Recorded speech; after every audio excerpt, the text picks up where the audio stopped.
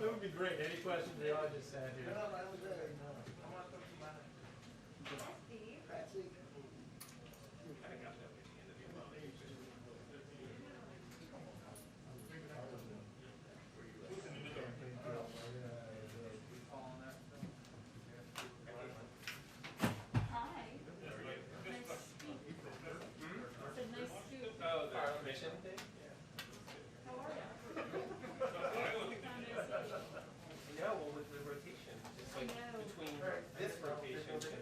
Sometimes we have like 5 or 6 of us who rotate later. You only end up coming not that often. 36 people decided this was being put. No, hey, Ed, that's a hint of how large he wants the court to be. Exactly. Yeah. This is my feeling. 36. It's like, if you If haven't gotten that hint. it takes 36 to expand, my goodness. Someone's listening to this feed right now. I know. No, I can't. I gotta work the weekend. Oh, it is, okay. You have to correct. much going I should check my. That's what I always think. Oh, gosh. We all vacation, huh? No, that's just when you transition from these days. Oh, yeah. They give you 7 days off at the end of all that. It's not too bad. I love that they have to write in that their travel expenses will be covered, but they're working for free. Why is it on the Saturday?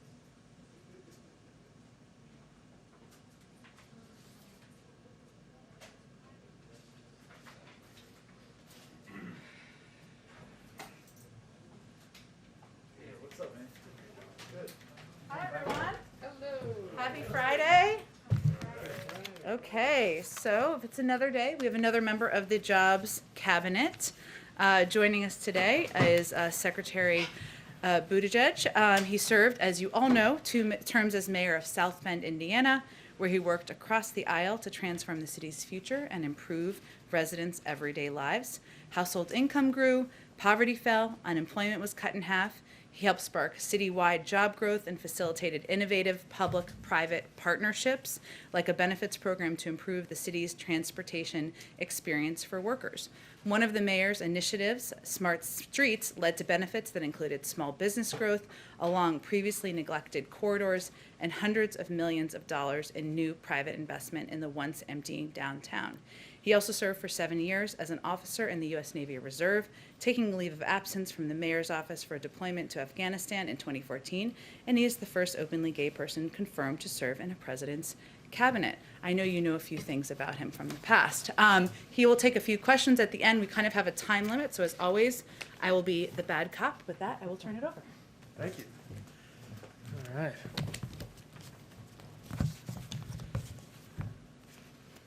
Thanks a lot, Jen, and thanks everyone. It's a real honor to be here, especially at such an important and exciting moment for the country. I'm convinced that this is the best chance in our lifetimes to make a generational investment in infrastructure, and that's what the American Jobs Plan does. The need is clear. It's growing by the day. After decades of underinvestment, we have fallen to 13th place globally in infrastructure. Delays caused by traffic congestion alone cost over $160 billion per year, and motorists are forced to pay over $1,000 every year in wasted time and fuel. Americans are spending too much of their money on transportation in the wrong ways, or don't have access to it at all. And the American people are making clear to all of us, regardless of party, that they want us to get it done, and they are not asking us to tinker around the edges. We've risen to this challenge before as a country. In fact, building bold infrastructure has always been central to America's story. We built the Erie Canal, we connected east to west through the Transcontinental Railroad, and we developed the interstate highway system. And each of those projects was audacious, was transformative, and partly because it challenged the American people to expand our concept of infrastructure. But in doing so, these projects transformed our nation for the better, and they fueled the U.S. economy and way of life for the long run. So now it's our turn. The American Jobs Plan will again transform America's roads and bridges, rail and transit, ports and airports for the better. It's going to help modernize our transportation infrastructure so we can compete in the 21st century and connect communities. It will create millions of good jobs in communities across the country. I want to point out again that this is the biggest investment in American jobs since World War II. But I think it's important to demystify the kinds of jobs that this plan is going to create. These are good jobs. They are not mysterious or overly futuristic or inaccessible. We are going to need workers who are good with steel to make the cars and trucks of the future. We're talking about building retrofits that are going to require union carpenters and insulators, painters and glaziers. We're going to need electrical workers more than ever. We're not going to be able to build the roads we need to build without construction workers, laborers, operating engineers. Plumbers and pipe fitters are going to be a huge part of the story of how we overhaul those lead service lines. So this is a jobs plan that is building America's economy from the middle class out, coming at just the right time. It's meeting the challenges that we face today, and it is fully paid for by making corporations pay their fair share. We think it's unacceptable that there are major profitable corporations in this country paying less in taxes than a teacher or a firefighter, not in terms of a percentage, but in terms of dollars, specifically in many cases paying zero. And there's been a lot of talk at this moment, as you know, about what infrastructure is and isn't. I would argue that infrastructure is the foundation that makes it possible for people to live and work well. And you can't live or work or thrive without things like roads, clean water, electricity, broadband. Yes, that's infrastructure. And investing in a full vision of infrastructure is how we build a safer and more prosperous America. And ultimately, I believe, critical to the American dream. So that's why I'm thrilled to be in this role, delighted by the American Jobs Plan announcement, and spending time every day speaking to stakeholders about how to make sure we get it through. All right, who's going to pick us up? Okay, Peter, go ahead. Thank you. President Biden says he wants $80 billion for rail, and the other day he was talking about having trains that can go across the country as fast as a plane. I'm curious, as the transportation secretary, do you see a big demand for that, for a high-speed cross-country train? Well, there's definitely a lot of excitement around America about ensuring that the American people can enjoy a high standard of passenger rail service. Like the president, I don't think Americans should settle for less than citizens in other countries enjoy as a matter of course. Now, the truth is we have a backlog to deal with in addition to making sure that we can create new routes and new capacity. And what's great about the scale of the American Jobs Plan is it's going to support both of those things, maintenance that we've needed to do all along, and a chance to build new routes and expand what Americans can access. And about how long away are we from something like a high-speed cross-country train? Well, again, we need to add a lot, first of all, to what we've already got. But we can build new routes with the resources that are here. It's not the end of the story, but it's a fantastic beginning for a new chapter in American rail. Josh? Thanks for doing this. As you know, there's been some criticism about the corporate tax hike. Some people have said that user fees should fund infrastructure. And I was curious because user fees often cover the cost of maintenance and repairs. Does this administration have a plan to cover maintenance and repairs for all the infrastructure that's being built? So, as you know, the jobs plan envisions this being covered through corporate taxes, and the president believes very strongly that this is not something that should burden ordinary American families at a time when we've got so many corporations that have paid literally zero. And I also would argue that there's ample evidence that American corporations can be competitive at a tax rate like 28 for the simple reason that they were extremely competitive at a tax rate like 35. If they could handle 35, surely they can handle 28, which was lower, of course, is lower, would be lower than it's been for most of my lifetime. Now, we've heard a lot of different ideas on what the pay for should be. I think this is a good time to take those inputs on board, but for my dime, it's pretty hard to beat the vision that the president put forward. Does there need to be a dedicated revenue stream? Well, look, we'll keep talking with Congress about this, but as you know, for some time, we've seen general fund dollars going into supporting maintenance. So there are a lot of different ways to do this, but the best way I've seen, especially for these kind of capital improvements, is exactly what's in the president's plan. Mike? Hi, Mr. Secretary. Having covered state and local government for almost 20 years before coming here, I've seen the divisions that can erupt within a state, between regions of the state, as they fight over limited pots of money to build these kinds of infrastructure projects. How involved do you think the federal government, the Department of Transportation, the Congress, the White House should be in making the inevitable choices that are going to have to be made in terms of which bridge gets fixed first, which road gets widened. There's obviously not enough money to fix everything and to do everything. And so how much of a role do you envision playing, or is it up to the states to kind of wage the wars they normally wage over this stuff? Well, I think there's always been a push-pull here, right? Because communities often know what is most needed for them. And we welcome that, and I think our program design recognizes that. So I view our role as laying out the broad policy strokes. Even in the existing discretionary grant programs, you've seen this. So for example, with infra, formerly known as FAST grants, we made sure that first wave of calls for applications clarified that we're looking for great projects that also bear on things like equity and climate that are important to this administration. And you'll continue to see that in the program design. Of course, there's always going to be competition for limited funds, but the other thing I would say is that competition is most ferocious when the funds are most limited. And so part of what we're trying to do here is make sure there's an ample set of resources to go around, so that some communities may be the most successful in rounds of competition, but that it doesn't feel like other communities are being left behind, because we've got to make sure there's enough to raise the bar in the country as a whole. And just one quick follow-up on that. To the extent that then a lot of that decision-making gets pushed to the local level, because that's where they know that how to allocate the needs, how does the federal government retain oversight over what is an enormous amount of money, both in terms of just sort of waste, fraud, and abuse, but also in terms of making sure that that it adheres to those kind of broader equity issues that you guys have talked so much about? Yeah, I mean, I think that's a big responsibility for a department like mine that'll be charged with carrying this out. And the president has already made clear his very high expectations for us in the rescue plan dollars, right? That's about $40 billion just out of the rescue plan that we got to manage well. But, he also rightly takes pride in the remarkably low rate of waste, fraud, and abuse in the Recovery Act that he led in the Obama administration. I think now's the moment to make sure we double down on those principles to make sure that the dollars are well spent. And yes, we got to make sure that they actually meet the public policy goals that are motivating us to do this in the first place. Secretary, thanks for doing this. Although with you and Chris here, I'm having like alternative universe and flashbacks to other times and other places. Since you're Transportation Secretary, travel, obviously, a big part of what you have to worry about. To Americans eager to get back overseas, whether it's by plane or by cruise ship, there have been questions about the cruise industry, especially this past week. CDC issued some guidance.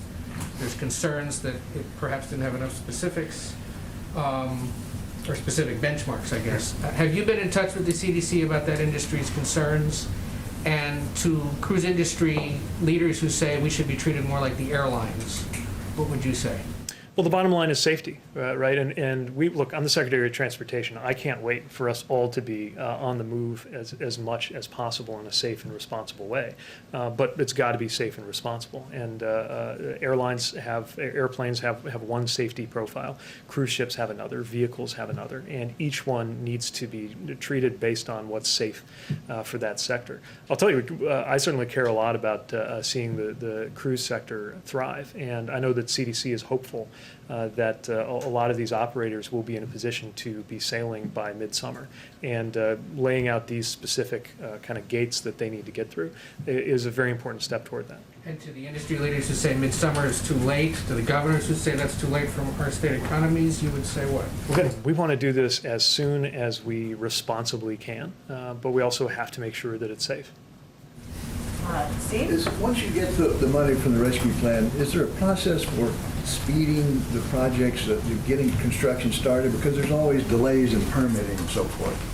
Yeah, this is another thing that I was glad to see specifically discussed in the jobs plan release, which is the importance of efficiently delivering these dollars. And we see that a lot of countries that have very rigorous standards around environmental and other concerns also have found ways to make sure the delivery is efficient. So provided it does not entail cutting any corners on things that are fundamental policy goals and legal requirements like environmental standards, provided we can do it without cutting corners, I think we can find ways to make sure that the process process is more efficient, to look for duplication and try to root that out. And that's going to be an important part of making sure that these dollars do the most good economically. Although I would point out, this is not the same kind of stimulus pattern we were talking about in 2009, right? We're looking for shovel-worthy projects, but we're also looking at shovel-ready projects, but also shovel-worthy projects that are still in that pipeline. Okay. To pivot really quickly to planes, there's been problems discovered with the 737 MAX. Dozens of them have been grounded, and this was months after the FAA said they were safe to fly again. I'm curious if you still have confidence in the FAA's decision to lift the grounding of the jet. So my understanding, and we're just looking at this, but my understanding is that this is different from any of those other issues, and that obviously we need to make sure that there's full confidence before these specific aircraft return to the air, and that's what the FAA will be closely monitoring. Psaki? Thank you. Mr. Secretary, many administration officials, including Secretary Granholm yesterday, frame infrastructure in the context of competition with China. So my question is, why do that? Why design and frame a policy based or in the context of what an adversary is doing? I think because it's really important to understand that American competitiveness happens in a context. And when you see other countries, our allies, also our strategic competitors, doing more than we are, it challenges that fundamental idea that American life is what it is, partly because America is in first place in so many of these aspects of our national life. Only America's not in first place in infrastructure. Like I said, we're in 13th. So when you have a strategic competitor like China investing sometimes multiples of what we are in forms of transportation, we have to make a decision about whether we're content to be left behind or whether we actually want to remain number one. And for my dime, there's no good reason why we should settle for less, why we should be content. That it's nothing against Chinese citizens, but I'm not content that a Chinese citizen can count on a dramatically better standard of, let's say, train travel than a U.S. citizen. I think Americans should always have the best, and I think that's the tone that the president sets every day. To follow up on that, is it partly also a messaging strategy to get more Republican support? Well, I'll say that I've heard a lot of voices from across the aisle also expressing concern about whether America is falling behind in any number of strategic and economic dimensions. And again, a lot of that depends on what we're investing. And this is nothing new, right? I mean, part of what made the interstate highway system so important was an understanding that our national security in the Eisenhower era was well served by making sure that we had a more connected economy and country. That we're not in the Cold War, and this is not the Eisenhower era, but that principle that national security is at stake applies, especially when you consider that today, one of the biggest threats to our national security is the global security threat posed by climate change. Time for a few more. Go ahead. Have you personally spoken with Senator Manchin about this proposal I'm looking forward to speaking with him soon. this next week, or? I don't remember the date, but I think we got a conversation in the works. And he, of course, has an issue with the corporate tax rate going to 28%. Is, in his proposal, his counter-proposal has been 25%. Can this plan be successful with a 25% corporate tax rate? Well, as you know, maybe the flagship piece that people are talking about most is the rate, but there's a lot of other things alongside that, right, in terms of what's going on with loopholes, the offshoring incentives, and other things. And I haven't had a chance to get a sense of how he views those things adding up, whether he envisions another element that makes up for the gap between 25 and 28. Those are the kinds of things I want to take up with him and have a good conversation on. Because I think, for anyone who is on board, and by the way, I have yet to talk to anybody who, including in conversations with Republicans, who is against the idea of a big investment in infrastructure, right? So most of the dialogue we're having is around how we're going to pay for it. And we're really eager to hear the alternative suggestions for how to pay for it. And have Republicans given you, so far, alternative suggestions for how to pay for it that you believe are viable? Not in any detail, no. Just to follow up on what Caitlin said, because she actually asked my question. So coordination. Not coordination, but you would be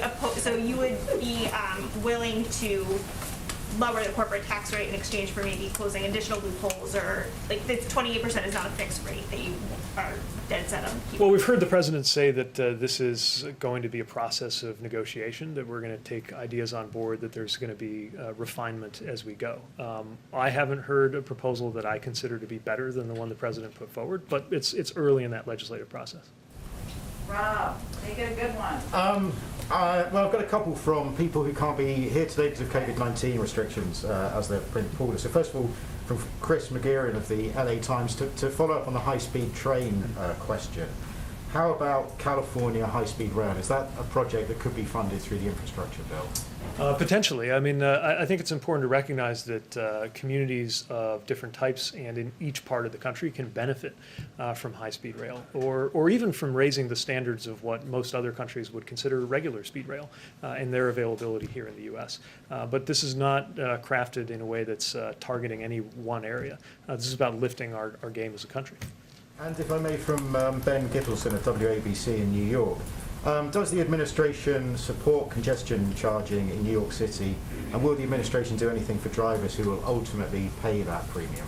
So this is a decision for the different parties that are all involved in that. Our responsibility mostly has to do with the environmental assessment process that goes on. We're certainly very interested to see that process unfold. And, we think different solutions work differently for different parts of the country. It's not an example of something that's best designed here in Washington and then imposed on local communities. But obviously there's a real challenge with congestion there and a real revenue opportunity as well. Okay. Thank you, Mr. Secretary. All right. Thanks very much. Appreciate Real you honored to be coming. here. We'll have him, invite him back. Sounds good. Thank you. And thank you for Chris, too, while you're here. You're welcome. I was a little concerned when I saw him deputized to be backup Easter Bunny, but I'm counting on you all to treat him Right. well. The indoctrination we agreed upon. Okay. Thank you so much. Thank you for joining us. Okay. All right. Chris will always be the bunny in our eyes. A couple of items for you while we are wrapping up the week. As you know, the administration submitted to Congress President Biden's discretionary funding request for fiscal year 2022. I know we did a call this morning, but just to give you all a little bit more from here. As Congress prepares to begin the annual appropriations process, the request lays out the president's discretionary funding recommendations across a wide range of policy areas and outlines a strategy for reinvesting in the foundations of our country's resilience and strength. The request, which represents only one element of the administration's broader agenda, includes major investments, proposed investments, I should say, in K-12 education, cutting-edge medical research, housing, civil rights, and a range of other priorities that are vital to our future. Later this spring, we will release the president's full budget, which will present a unified, comprehensive plan to address the overlapping crises we face in a fiscally and economically responsible way, and that will also include a number of the proposals you've seen him introduce over the last, the big proposal he just introduced and other proposals that he will introduce between now and then. Our country is confronting historic crises, a pandemic, an economic downturn, climate change, and a reckoning on racial injustice. At the same time, we're also inheriting a legacy of chronic underinvestment, in our view, and priorities that are vital to our long-term success and our ability to confront the challenges before us. So the president is focused on reversing this trend and reinvesting in the foundations of our strength, and this process provides another opportunity to do that. And so the funding proposal is an indication of our priorities. You may have also noticed another flag flying above the White House today, in keeping with the President and the First Lady's commitment to honor the sacrifices of all those who serve, including veterans, their families, caregivers, and survivors. The President and First Lady have restored the POW MIA flag to its original location on top of the White House residence. In a true display of bipartisanship, Senators Hassan, Warren, and Cotton wrote to the president at the beginning of the administration, requesting the POW MIA flag fly high above the residence. This follows passage of a bipartisan legislation in 2019, led by those same senators, which requires the flag to be displayed whenever the American flag flies on federal buildings.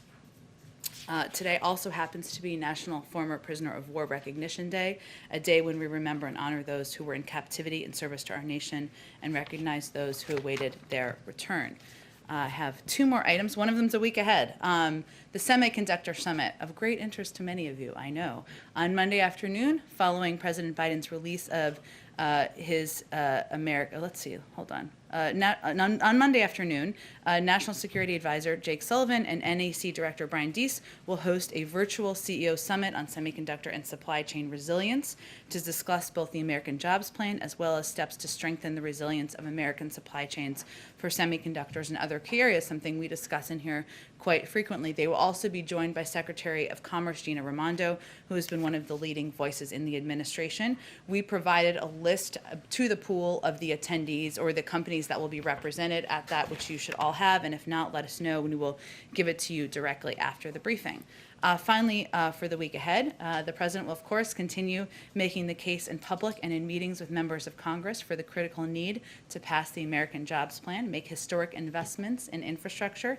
On Monday, he will meet with Democratic and Republican members of both the House and Senate to discuss the American Jobs Plan and the need for a bold, once-in-a-generation investment in America to put millions of people to work. I expect we will provide that list on Monday. Once attendees are confirmed, it will be bipartisan and bicameral, that meeting.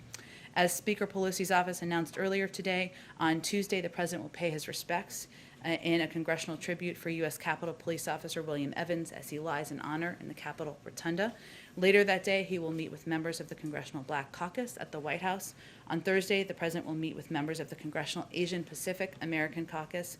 And on Friday, the President will welcome the Prime Minister of Japan. As you all already know, this will be the President's first in-person visit with a foreign leader, reflecting the importance of our bilateral relationship, and I expect they will take some questions after that meeting. With that, Josh. Thanks, Jen. Three things real quick. First, the discretionary spending proposal Yeah. tries to make investments in the country that the administration says couldn't be made because of the 2011 Budget Control Act and the caps on spending. That deal had to be reached with Republicans. And I'm curious, what gives you more confidence that an increase in discretionary spending can be reached with today's Republicans than the Republicans of a decade ago? Well, I would first say that any budgetary proposal, including a discretionary proposal that is not a full budget, is an opportunity to outline the priorities of the existing administration. And it is a reflection of the President's view that a number of these discretionary programs were underfunded over the last several years, and therefore prompted a plus-up and a proposed plus-up, because if we are going to address a range of issues where there is agreement among Republicans as well that we need to work together to, support additional funding to address these various crises in our country. So I will say we're at the beginning of our process. This is the beginning of what we know is a long journey. It's meant to give discretionary guidance so that officials and staffers on the Hill, the people who followed in the footsteps of Shalonda Young can get to work. That's exactly what it will do, and we're looking forward to having those conversations. Two, does the President have any thoughts on the votes of Amazon workers in Alabama against unionization, something he kind of encouraged them to take that vote? Well, the President has said that whether to organize a union is a worker's choice. And the National Labor Relations Board has a process for ensuring there is an accurate count of the votes cast in selection so that we can know what choice the workers have made. So the President is going to wait, just for your own planning, for the NLRB to finish its process and declare a result to make a further comment. But I will say broadly, as you know and you alluded to in your question, we know it's very difficult for workers to make the choice to form a union. That's why the President's American Jobs Plan includes protecting the Right to Organize Act, which would give more workers the ability to organize and bargain collectively with their employees. And that's a fundamental priority for him, something he's fought for throughout his career. But we will wait for further comment until the NLRB concludes their analysis. And then North Korea's leader said the country's economic woes right now are the worst since the famine in the 1990s. Does that create any additional security risks for the U.S., and are we under any obligation to deal with a humanitarian crisis? Well, first, I would say that no actions that we are taking as it relates to sanctions are meant to be targeted at the North Korean people. They are in the conditions and the circumstances they're in because of the actions of their leadership. We continue to work with international leaders and organizations to provide humanitarian assistance, something that we believe is important and vital to do from a humane standpoint, even while we have issues with their nuclear aspirations. Go ahead. Is we looked at the Pentagon budget, you're proposing a modest increase. Mm-hmm. Is that enough to meet the priorities set out by the administration since you're facing an increasingly assertive China and Russia poses a threat to Ukraine? You're absolutely right, Stephen. We've spoken, of course, about our concerns about exactly those issues. I will say that first that this is a proposal for to give guidance to the Hill and hardworking budget staffers on the Hill as they put together the 2022, budgetary plans. The focus of the plus up on defense is meant to address a couple of issues over that period of time, promoting diversity and inclusion in the armed forces, fulfilling our commitments to military families. Part of it goes to military and civilian pay increases, or that's what is proposed, prioritizing defense investments in climate resilience and energy efficiency. We believe it provides a robust funding level for the military forces needed to deter war and ensure our nation's security is grounded in the administration's interim national security guidance. But again, there will be a full budget later this spring that will be proposed by this White House. Secondly, China's been conducting military exercises around Taiwan. How do you interpret these moves? Are you concerned that they might invade Taiwan?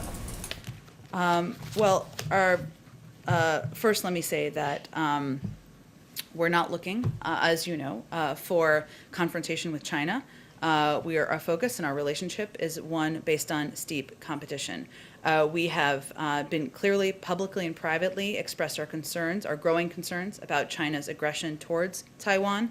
China has taken increasingly coercive action to undercut democracy in Taiwan. We've seen a concerning increase in PRC military activity in the Taiwan Strait, which we believe is potentially destabilizing. So we are watching that closely. I can't make any other predictions from here. Of course, the Department of Defense and others would be in the lead on making those assessments. Go ahead. Jen, thank you. The President's commission on expanding the Supreme Court is out. We know he's going to wait for the results. What is the President's view of the calls for Justice Breyer to step down? He believes that's a decision Justice Breyer will make when he decides it's time to no longer serve on the Supreme Court. So should the groups pushing for him to go back off? I think I can just speak to what the President's view is of the Supreme Court Justice's ability to make his own decision. And outside the inauguration, when he was sworn in, has he had any conversations with Supreme Court justices? Not that I'm aware of. I'm happy to check if there's anything we can read out. Next week, Congress gets back. You announced this bicameral bipartisan meeting. You're entering an interesting phase where in the House and the Senate, there is now a single vote margin between the two parties. And in essence, 1, 2, or 3 members of your own party could upend the president's legislative agenda. How are you guys recalibrating to deal with this closer majority or closer margin in both chambers as you try to get these incredibly expensive and ambitious plans passed? Well, first I would say that what an interesting time to be in Washington and be all of you.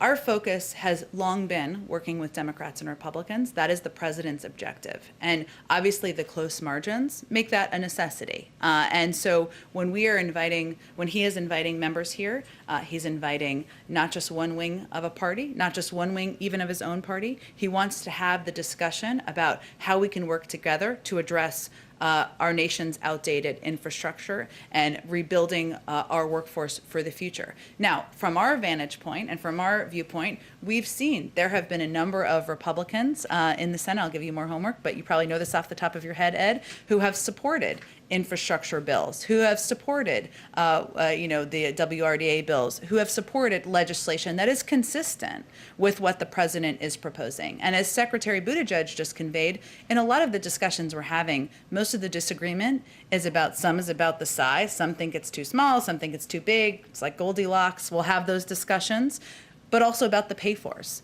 And so those are the conversations that we will have. But largely the margins in Washington don't change our approach, because the president was elected because he was committed to working with both parties, to working together to address the crises our country is facing. Go ahead, Peter. Thank you very much. To follow up on Ed's questions about the Supreme Court Yep. action today, President Biden once said in 1983 he thought court packing was Time a- back machine. Oh yeah. He said he thought that court packing was a bonehead idea when FDR tried it. So why ask a panel now to go and see if it is a good idea? Well, first, the panel is being asked to take a number of steps, including the pros and cons on exactly that issue. But they will also be looking at the court's role in the constitutional system, the length of service and turnover of justices on the court, the membership and size of the court, and the court's case selection rules and practices. And the makeup of this commission, which was vital for the president, there are progressives on the court, there are conservatives on the court. People will present different opinions and different points of view, and then they'll have a report at the end of 180 days. Okay, and then about immigration, the U.S. government is now reportedly spending $60 million a week to shelter migrant children. That adds up to $3.1 billion in a year. Where is that money coming from? Well, first I would say that, as you may recall, the prior administration requested and received nearly $3 billion in supplemental funding from Congress for the UC program back in 2019. That came after the previous administration had already made multiple transfers of hundreds of millions of dollars. And our commitment is to ensuring HHS has the funds it needs now to safely and humanely care for children, which of course is resource intensive. We know that. There are 200 permanent shelters around the country, and there are needs related to the pandemic, social distancing, enhanced ventilation and testing that are additional needs given the time that we're living in. And because of the time that we're living in, is there concern if this is HHS money that it is, that these shelters, the Washington Post says the costs are going to rise significantly, that the shelters might be draining pandemic response elsewhere? No, that is not what our concern is. We have funding for the pandemic response. I'm just conveying to you what we feel this cost is and why it is at the rate it is at this point in time. And then just one more. Texas Governor Greg Abbott says that he asked the Biden administration to shut down the temporary shelter for migrant kids at the Freeman Coliseum in San Antonio because he says he has gotten information that children there are being sexually assaulted. Is that facility going to be shut down? Well, first, we take safety and the well-being of children in our care very seriously, hence our earlier conversation about the funding spent to keep them safe during the pandemic. His claims will be looked into and investigated by the Department of Health and Human Services. Currently, we have no basis for his call to shut down the San Antonio Freeman Coliseum as an intake site, but we will, of course, we take these allegations seriously, and they will be investigated. And the last one would just be, you said this week that you guys are trying to make the processing more efficient and effective, and that you're addressing this in a humane way that keeps these kids as safe as we possibly can. If these allegations are true, how is that consistent with what you guys are Well, again, trying to we are looking into these allegations. We take them seriously, and our focus remains on the safety and well-being of children. Hence, we're looking into them and taking it very seriously. Go ahead, Caitlin. Thank you. On the Commission for the Supreme Court, when President Biden first disclosed this idea, I believe he was still a candidate when he said this, he said he wanted recommendations as to how to reform the court system because, quote, it's getting out of whack.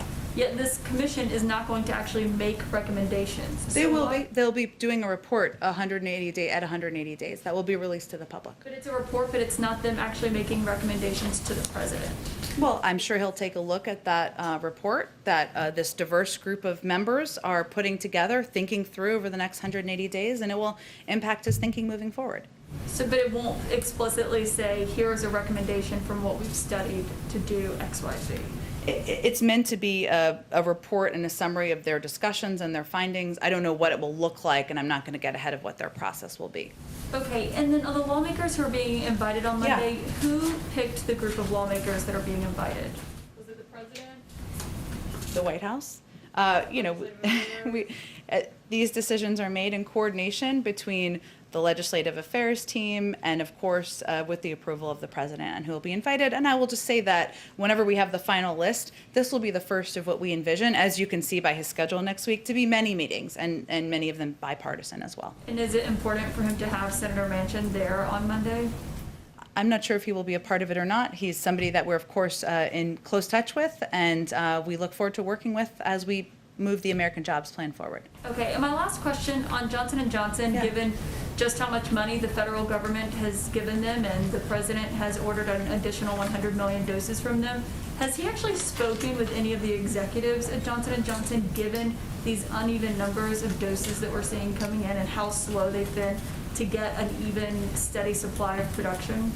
Well, I would say that our COVID coordinator, Jeff Science, and other members of our COVID team are typically the appropriate points of contact with leaders from any of these companies. We always expected there to be up and down their production. We, of course, as you all know, because we've been talking about it, they have taken steps and they've worked closely with HHS to work toward FDA approval. That's obviously up to the FDA for the emergent facility, which will certainly enhance their production capacity.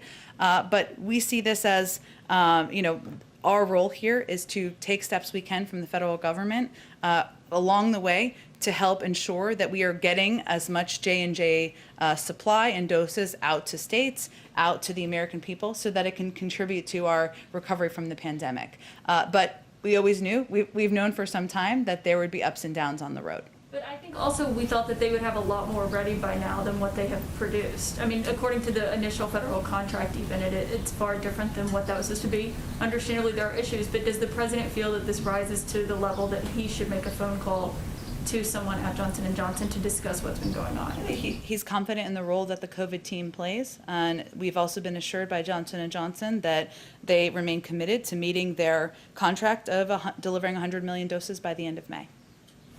Go ahead, Mike. Two things. First, to follow up on Caitlin's question about the commission, it is Yeah. my understanding that the commission has actively decided not to make any specific recommendations for or against the issues that they're examining, whether that be term limits on justices or expanding the size of the court. That does differ from what the president seemed to say as a candidate. Are you suggesting that he wants the commission to change that direction and actually come to him with specific recommendations? No, I'm only suggesting that he asked his team to put together this commission to reflect a diversity of viewpoints, which it certainly will. And I'm certain that when that report is released in 180 days, their work has not even begun yet. He's going to sign, once he signs the executive order, it can officially begin. That will of course impact his thinking moving forward. But he wants smart legal experts, people who have been thinking about these issues for decades, to have a discussion and a debate about it and deliver him a report that we will again be delivering to the public, and you all can read once it is completed. And then on Afghanistan, there are reports out about growing frustration among the commanders and the military and the president's generals about the president's indecision on the question of what to do by May 1st. What do you say? What does the president say to his generals and the people that are dealing with the situation in Afghanistan as to why we're now just weeks from this deadline and we still don't have an answer as to which way it's going to go, whether the troops are leaving or not?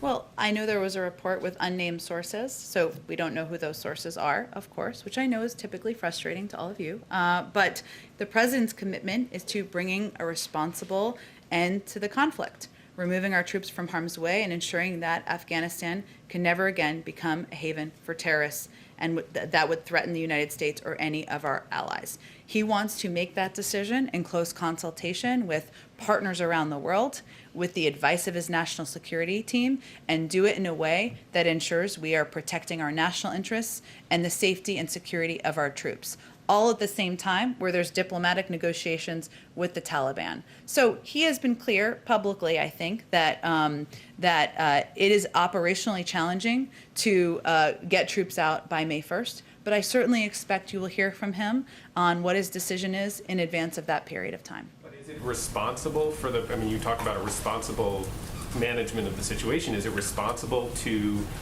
let a deadline like that come within a matter of days even, perhaps, with the military not really knowing for sure what their posture is going to be? I can assure you that the president's approach is responsible and that he is taking the advice, the counsel, the consultations of members of his military leadership, members of his diplomatic leadership, and also our partners and friends around the world into consideration as he's making his decision. And his view is that's the responsible approach. And one last thing that occurred to me, I wouldn't want Friday to go by without asking. It's about the you- dog? No. Let somebody else do the dog. No. It had a dog feeling in the air today. The speech to Congress. Sure. You did a week ahead. I know. Didn't seem to have that included in there for next week. It will not be next week. It will not be next week. So do you have any? I think you said yesterday or the day before you're still working with the Speaker's office, but nothing new to add? Nothing new to report. And I would just remind you that whenever a date is finalized, the invitation would be officially issued, right, from the Speaker's office. So, but we are still working. Part of the question about that would be, though, you've obviously now you're stacking up things that you need to sell, that you and the White House and the President need to sell to the American public. You've got the jobs plan now. You've got the budget that you've added on there. Yeah. Presidents typically use these moments of a speech to the Congress and to the public as an opportunity to sell this, to kind of make the pitch. Are you guys depriving yourselves of some opportunities to do that by delaying this? I promise you, we will have something to sell in the speech, and we will use it for that opportunity. Go ahead, Patsy. Thank you. Jen, my question is about U.S. global response to the pandemic. Now, we know that we've given $4 billion to COVAX. There's the initiative with the Quad, some vaccine sharing with Mexico.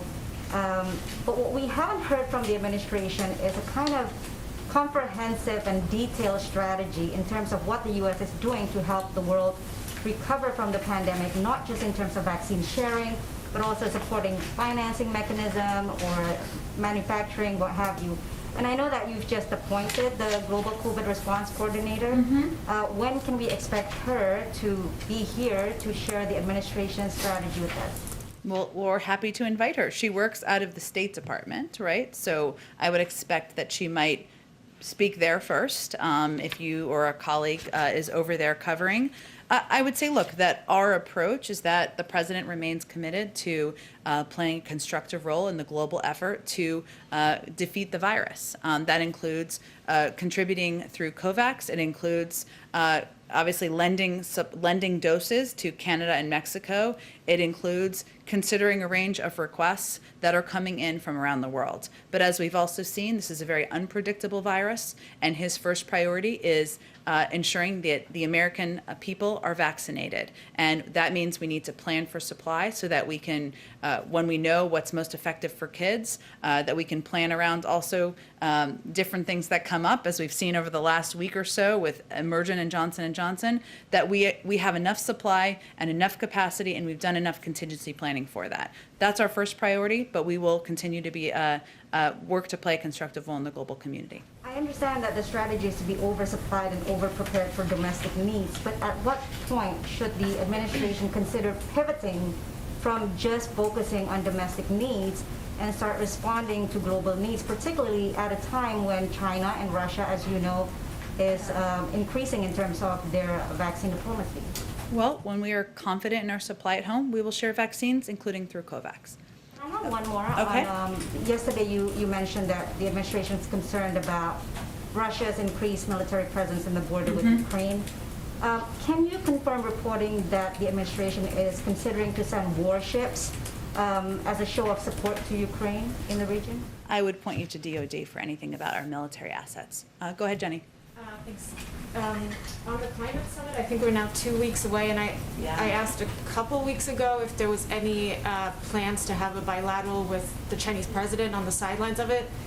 So first, has the White House made a decision on that? And then two, do you plan any bilaterals on the sidelines to conduct any business outside of the overall climate summit that's taking place? It's a great question. We're still figuring out what the additional components or what the format of the summit will look like. We've invited about 40 leaders from around the world, so there's obviously a lot of scheduling to be done, but I expect we won't have a final update on that until we get to be probably within days of the summit. Okay, sure. Go ahead. Thank you very much. Two questions, if I might. One on Ukraine. So you've had a response to solar winds and the past election meddling pending for, well, ever since we've been doing Yeah. this. But is there any concern that the new challenges from Russia are kind of piling up now? And is the administration, which is obviously still a new administration, ready for that? And as an example, does the administration have ready to go a response if Russia were to send some of those troops, or all of them, into Ukraine, which is obviously not impossible? And if you do have a response ready to go, have you communicated it to the Kremlin as a means of deterrence, you would hope? Well, first I would say that of the actions that have already been taken that we've had ongoing reviews about, we've been clear, but I will reiterate, there will be consequences, some unseen and some seen. We will hope to have more about those soon. I know you guys are tired of hearing that, but hopefully soon. As it relates to the escalating Russian aggressions in eastern Ukraine, including Russia's troop movements on Ukraine's borders, we are, of course, in close consultation and working with partners and allies in the region to assess, to share intelligence, to determine what's happening, and what can be done about it. But I'm not going to get ahead of that internal diplomatic process. Have you made that call, as it were, to the Kremlin to say, you do this, this is what's going to happen, to try and put them off, or not? I wouldn't say that's exactly how it goes down, but we of course communicate closely. I will say we communicate at many levels, as you know. There was a call that was done at the defense secretary level just last week with the Russians. There was also a call done by our Secretary of State. We, of course, communicate at many levels that are even far below that. And, of course, the President spoke with the President of Ukraine just last Friday. So I can assure you there is ongoing diplomatic engagement between us and a number of countries in the region, including Russia, including Ukraine, including our European partners and allies who share a number of our concerns about the aggression of Russian movements on the border. Thank you. And the other question, domestic, on the infrastructure, where on a scale of 1 to 10, if you could do that? Probably not, but try me. I always love yes and no questions. Well, this is a 1 to 10, so Okay. I've got 10 choices. Go ahead. Does the president, who is an avowed bipartisan guy, put getting one or more Republicans to support this?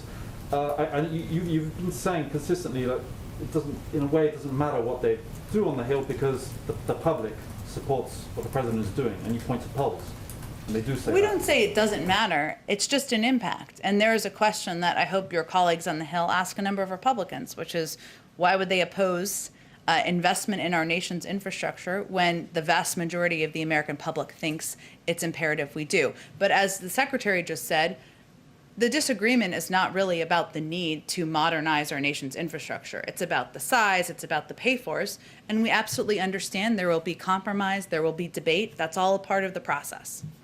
Is it a little dangerous to be always citing the polls, though, as your basically your credibility? Do you rests not on think polls? the American people's view is important as it relates to what elected officials do on the Hill? Sure, but don't polls change a lot, whereas the elected officials are elected officials? There's been representing- pretty consistent support for infrastructure. And I think it's an important point. We feel like it's an important point because when we talk about bipartisanship, we're talking about how we meet the needs of the American people. Republicans, independents, Democrats. Rebuilding bridges is not a Democratic idea.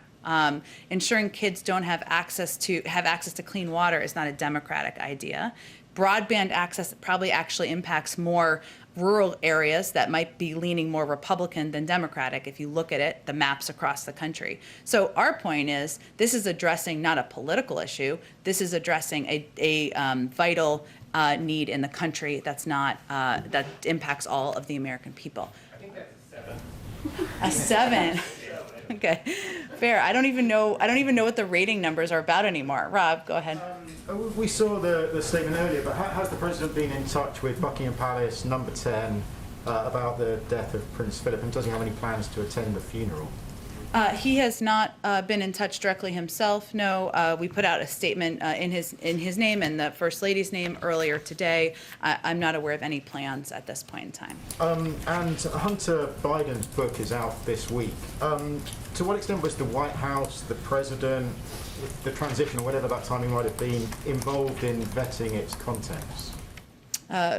We were not. It was a book he wrote himself. The president and First Lady put out a statement making clear, in February, I should say, when the book was announced, that they're deeply supportive of their son, sharing his account about his painful experiences with addiction, which is exactly what the book does, and that they're hopeful that it can help millions of people who have struggled with the same challenges. And if I may, one for a reporter who can't be here because of COVID-19 restrictions, Alison Harris of News Nation. A Police Star Families report shows that almost half of active duty troops won't get vaccinated against COVID-19. Members of Congress have sent a letter... Because of their hesitation? Yes, Okay. I believe so. Members of Congress have written to the President urging him to issue a waiver of informed consent so that troops would be mandatorily vaccinated. Is that something the President is would consider?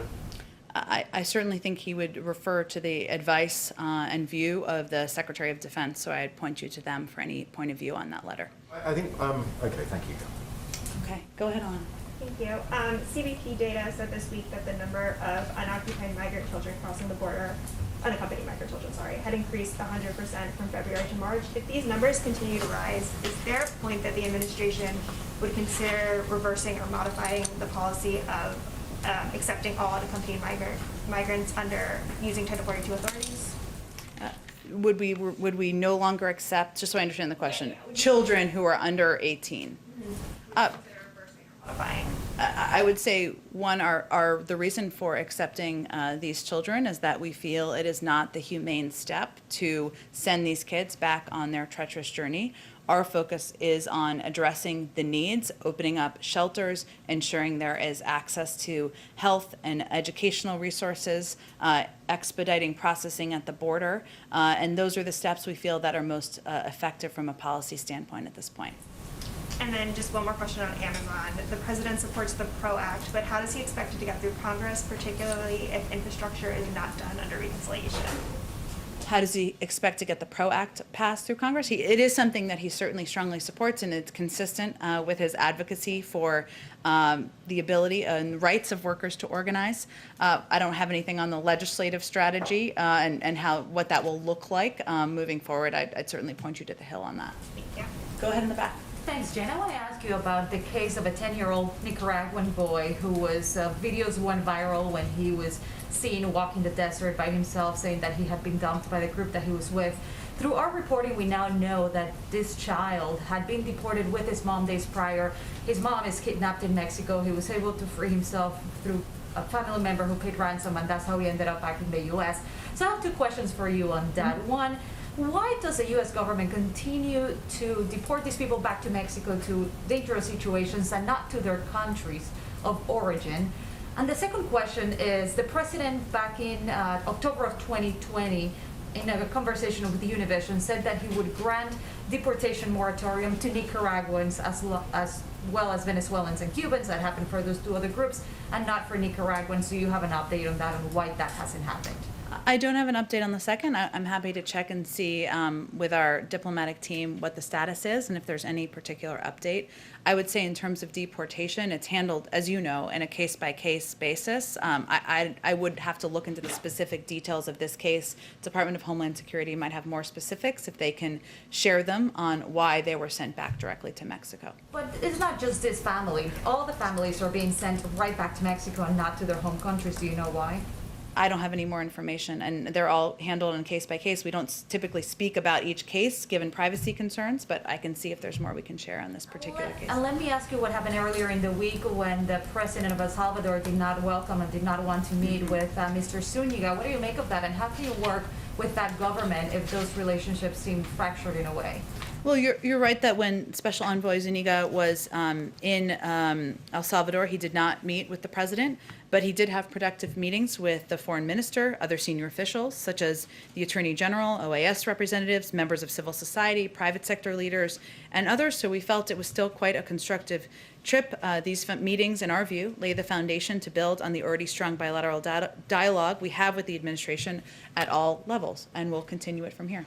Can you move forward without the president being involved, the president of that country? I don't think they're predicting he won't be involved. He just didn't have a meeting when Ricardo Zuniga was in El Salvador on the last trip, but he had a number of other constructive meetings, which we feel are a strong basis and foundation for moving forward.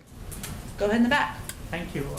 Do you see any changes in the Chinese behavior or the approach which the Biden administration is asking China to do that? Sorry, the masks make it hard sometimes to hear, and I know you're all the way in the back. Do we see changes? Do we say it one more time? Yeah, you have reached out to Chinese, even President has spoken to the Chinese president. There have been several rounds of talks of a phone with the Chinese. Do you see any changes in the Chinese behavior or the approach to address your concerns? Well, I would say we're less than 100 days into our administration. What we can control is how we approach our relationship with China. We see it as one that is about competition, not about conflict. And our focus is also on approaching the relationship from a position of strength. So that includes rebuilding, investing in our workforce at home, things like infrastructure investment, ensuring we have broadband access across our country certainly fit into that category, and also working very closely with our partners and allies in the region and also across Europe. So that's how we're approaching it. In terms of assessments of their changes in behavior, I would leave that to all of you to assess. But how do you characterize the response from the Chinese in the first 100 days? I don't have a new assessment from here. We are approaching this from a position of patience. We're not in a hurry. We are working to strengthen our conditions at home, better support our workforce, ensure that we are approaching the relationship from a position of strength. In your week ahead, you said Prime Minister of Japan will be coming here next Friday. Yep. This is the first foreign leader visiting the White House in the Biden. Can you give us a sense of what's the kind of preparation you are having? Is there going to be a joint statement or joint press conference with the foreign leader? I expect they'll have statements, and we'll take some questions as well while they're here. Okay, there's one more on Russia, follow up on Russia. The Bloomberg has said that the review is over and the administration is discussing potential retaliatory measures at this stage. Can you confirm that? Is the review over, or you're considering some actions against Russians? I can confirm there will be consequences, some seen, some unseen, and we hope to have more on that soon. Thank you. Go ahead. Hi, thanks. I wanted to ask about the infrastructure plan and Sure. climate, specifically clean energy tax credits. Treasury released a summary recently with a few more details on this, but I'm just wondering if you guys have, the White House has kind of a top line number for all those credits, how it affects the overall climate impact of the plan, and what role those might play in selling the plan to some Democrats on the left who have suggested they think the plan doesn't go far enough on climate. Sure. Well, I will say that the plan, we feel, reflects on the president's view that there is a profound urgency and existential threat that we are facing from our climate crisis. That the climate crisis is presenting an existential threat, I guess, is the more grammatically correct way to say it. And we believe that he wants to take every opportunity we can to help address that. So the American Jobs Plan will position the United States to meet President Biden's goals of creating a carbon neutral power sector by 2035 and a clean energy sector by 2050. It will do that by building modern, sustainable, and resilient infrastructure, ensuring clean, safe drinking water is a right and available to all communities, revolutionizing electric vehicle manufacturing, mobilizing the next generation of conservation and resilience workers. This will not be the totality of what we do to address the climate crisis in the Biden-Harris administration, but it is certainly an important step and one that we've had positive response from a number of members. Specifically on the clean energy tax credits, do you have any other, again, top line numbers, or do you have any idea of when those may be forthcoming? And just so I understand the top line numbers in terms of the impact of the tax credits? Some of the credits you guys want to extend, et cetera, but does the White House have actual dollar figures for how many billions of dollars that represents, et cetera? We did put out a 25-page fact sheet. If it's not in there, we will certainly get you more specifics, and we hope to have state-by-state details early next week. Thanks, Jim. Oh. What? Oh, this? he's a new member of our, I'm just kidding. What we're going to start doing is we are going to start taking a question from a regional reporter who does not live in Washington, can't be here. Many of you started your careers that way. So thank you for reminding me because I was going to walk off. Hello, it's very nice to meet you. Thanks for, and you're from Anchorage, Alaska. Come to us from Anchorage. Yes, I'm here at the state capitol in Juneau today, though. Great, thanks for joining us. So this is the White House Press Corps. They won't ask you questions, but how can we help you? What questions do you have for us today? Well, thanks for the opportunity. The Secretary discussed the CDC limits on cruise ships, but here in Alaska, there's a second block that applies because ships must stop in Canada on the way to Alaska, and Canada isn't allowing cruise ships right now. Here in the state, Republicans and Democrats have requested a temporary waiver of the law that requires. Uh-oh. Uh-oh. Alaska's a long way. Oh, no. Did you hit your mute button? Uh-oh, you didn't hit your mute button, did you? That may be on our end. Can you hear me now? Yes, apologize for that. We heard the first part of your question, but you may have to repeat it so we can hear it. Okay. So Republicans and Democrats here have requested a temporary waiver of the rule that blocks cruise ships from coming to Alaska without that Canadian stop. And I was curious what the administration thinks of those requests and whether action is possible before the end of the summer tourist season. Well, we heard about this earlier from some of your colleagues here in the White House briefing, not specific to Alaska, but the cruise industry in general. It's certainly an industry that we want to thrive, and we just want to ensure it is, we are reopening capacity in a safe manner and doing that as quickly as we can. I will say that we have been working with Senator Murkowski and Alaska officials on engaging Canada and finding ways to assist the cruise ships. That's a process that's ongoing. Fortunately, I don't have more details, but it is something we are fully aware of, that we are working with your senators on to help address, and we certainly recognize the importance of the cruise ship industry to the Alaska economy. Thank you so much for joining us. We appreciate it from Alaska. Okay. Well, thank you guys. Happy Friday. Have a great weekend.